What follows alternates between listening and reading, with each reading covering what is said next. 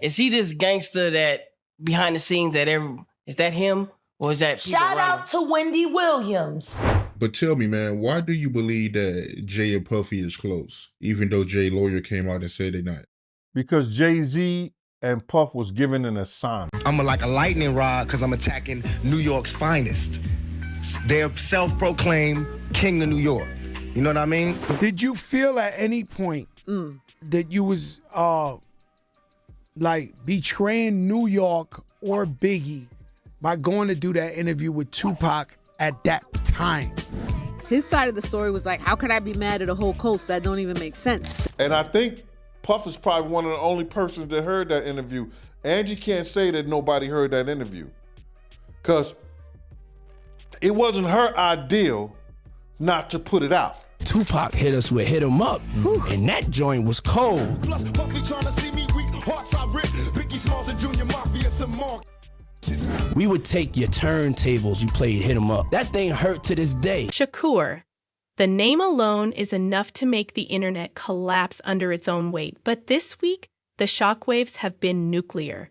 For almost 30 years, the world thought him gone, a victim of a drive-by on the Vegas Strip, a casualty of the East Coast-West Coast battle. And then, suddenly, social media is on fire with one story.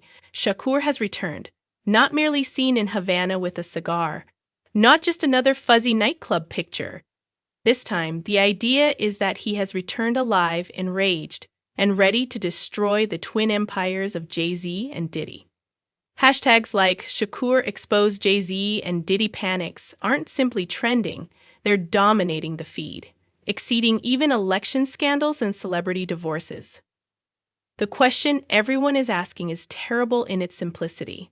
Could this be the greatest dramatic comeback in music history? And that was to destroy East Coast rap. And what I mean by that, and I know people gonna be like, yo, Gene is out of his mind and everything like that. Check this out, brother. A lot of the love I had for wanting to be a part of the industry is not there anymore. I don't even associate myself with the industry. You know what I'm saying? I'm not an industry artist. I'm an artist in the industry. We watch the turmoil build online. A flood of shaky recordings, reported sightings, and hazy images of a guy who looks uncannily like Shakur moving around Havana. Old conspiracy video are returning. Bodyguard confessions are being scrutinized. And one statement continues ricocheting. He didn't simply come back to rap. He came back for retribution. Fans who grew up on Machiavelli are saying that his absence was never a tragedy, but a strategy. A deliberate exile to Cuba, supported by political connections, accumulating information against his opponents. For years, there were hints. A coroner's report that didn't match his height. A cremator who fled immediately after the purported cremation. Suge Knight swearing Shakur was not gone. Now, the speculation is that Shakur's almost 3-decade quiet is soon to be breached. And the first thing shattering is Jay-Z and Diddy's carefully manufactured legacies. The murmurs are loaded with hatred. Shakur's supposed fatality memoir has been talked about as a forbidden manuscript, a ticking time bomb kept away in Cuban vaults. Industry insiders mutter names, expose plots, explain betrayals, even point fingers at the persons who benefited from his absence. If the text is true, then it doesn't simply split up history, it detonates it. We're hearing it doesn't simply list CEOs and competitors, but spells out in excruciating detail who played what part on that tragic night in Vegas and in the consequences following.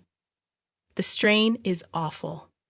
What's within this memoir, and why are Jay-Z and Diddy, two of hip-hop's most untouchable moguls, suddenly determined to keep it buried? The cops told us that you were a stick-up guy. Yeah, that's me. That's what I do. Who was the person who called for the hit on Tupac at Quad Studios? I don't know. Yes, you do. Listen, I got at dude. Remember, I told everybody not to get at him. Somebody got at him. They got at him. I had these guys, like, that used to be partnered with him. They came to me and wanted me to kill him. And they told me, listen, we name your price. We'll give you anything you want. And then comes the second bombshell, one worse than any unpublished manuscript. The rumor about secret recordings, hidden records Shakur made before 1996 has been boiling for years. Now the rumor is deafening. These aren't freestyle demos or incomplete verses. These are purportedly private talks where Jay-Z and Diddy were captured on tape, admitting to corruption, coordinated violence, and cover-ups that would make Watergate appear like a kindergarten joke.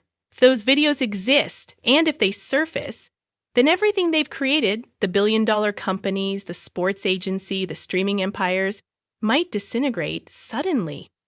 Imagine Jay-Z, the former street hustler who once declared, "To be in a deal, you need to know what you can spend, what you need to re-up," suddenly seeing his own words from decades before resound through courtrooms and television broadcasts.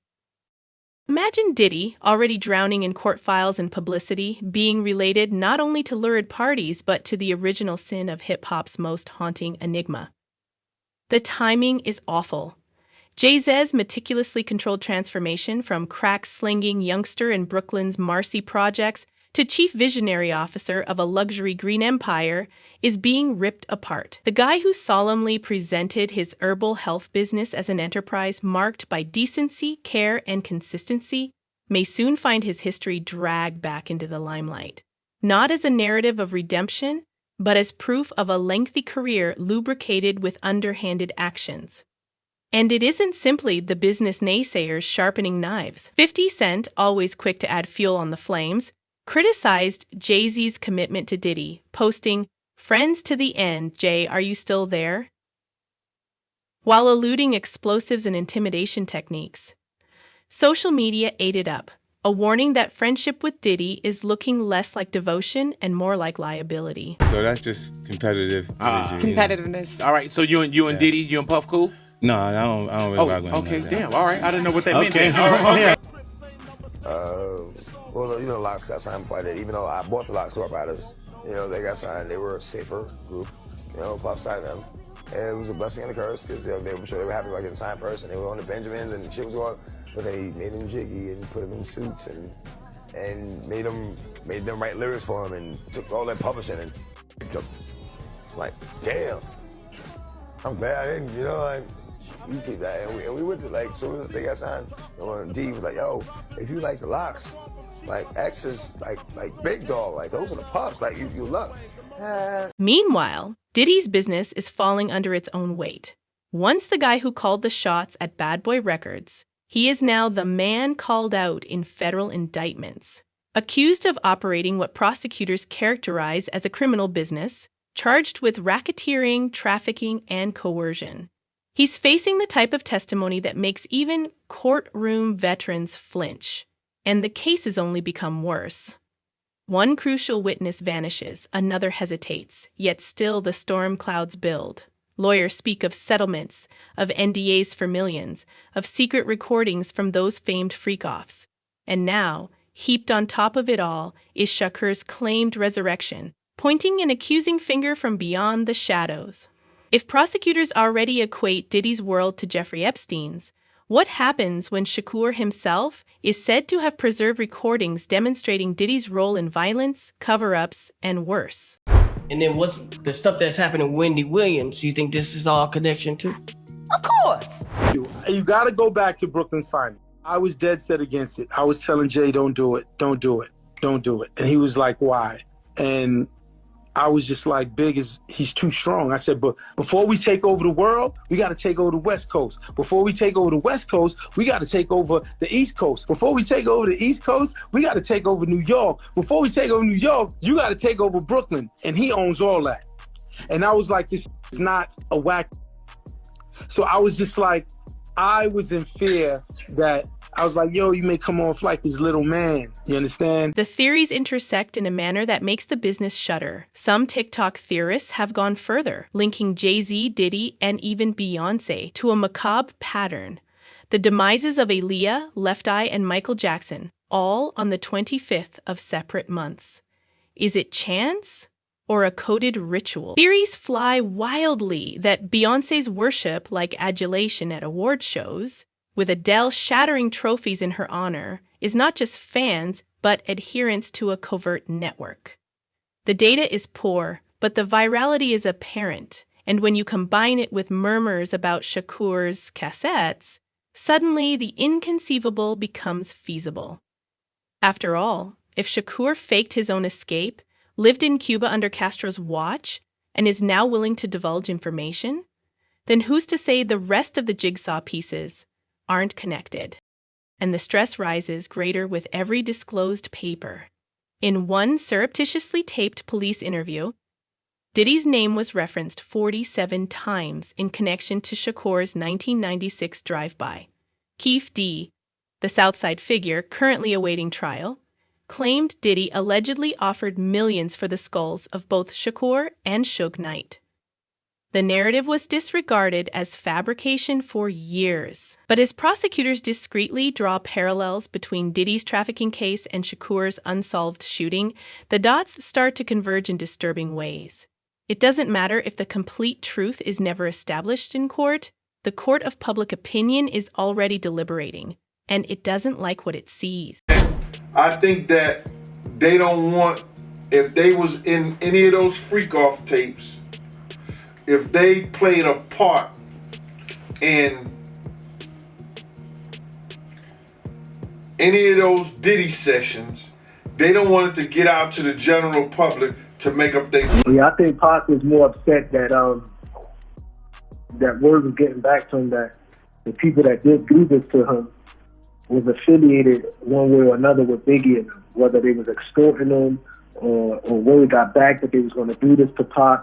So this is one of the reasons that Pac was upset. And then what Big did, which I was like, that's why Pac was on Jay, because of Brooklyn's finest. If they have twins, you probably have two Pacs. Get it? Two Pacs. And Jay's on the record with him. So now he's like, you, ain't no like me, Jay-Z. Then he start bombing on Jay. Left gazing at a business where the walls are crumbling in Jay-Z, who previously acknowledged to Vanity Fair that he sold crack in order to purchase clothing and survive, now fights off charges of even worse prior acts. Diddy, who built an empire on glossy luxury drink advertising and Ciroc-fueled parties, now confronts a future that legal experts fear might spell time in jail. And over them both, like a ghost that refused to remain buried, lies Shakur. Whether flesh and blood or myth made visible, he threatens to overturn everything with memoirs, cassettes, and facts no one wants revealed. Is Shakur returned to settle the final score? And can the music business withstand the fallout? Why would Shakur disappear in the first place? For years, the official tale was that his destiny was sealed on the Vegas Strip.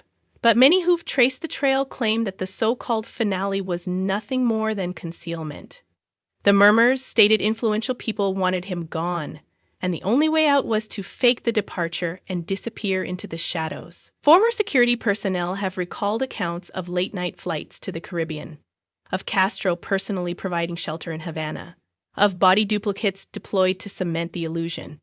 If that is true, then Shakur didn't simply survive, he staged the longest and most risky play in music history, all because a hit had been authorized by those who feared what he knew.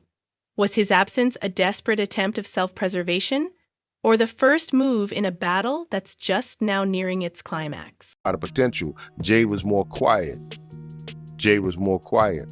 But I mean, I learned that Jay was being quiet because he was taking notes. He was taking notes, observing everything, taking it all in, because, sometimes you're around and you're watching to see things to do. But some people are around. I was like, yo, Pac, so like, how much would you charge me to do an ad? And he sits down and he gets really quiet. It felt like he stayed quiet for an hour. And I'm thinking to myself, damn, I shouldn't have asked him. Then he looks at me and says, yo, I ain't gonna charge you for nothing. He says, you black, I don't charge my people for nothing. It was just the way he was. He just wanted to support the business. He knew what we were faced against. He knew how competitive the fashion industry was. He was very intentional to make sure that I was seen. And I think bigger than everything, it's the fact that I see you and I want the world to see you. He said it was important because I was a black designer. The spotlight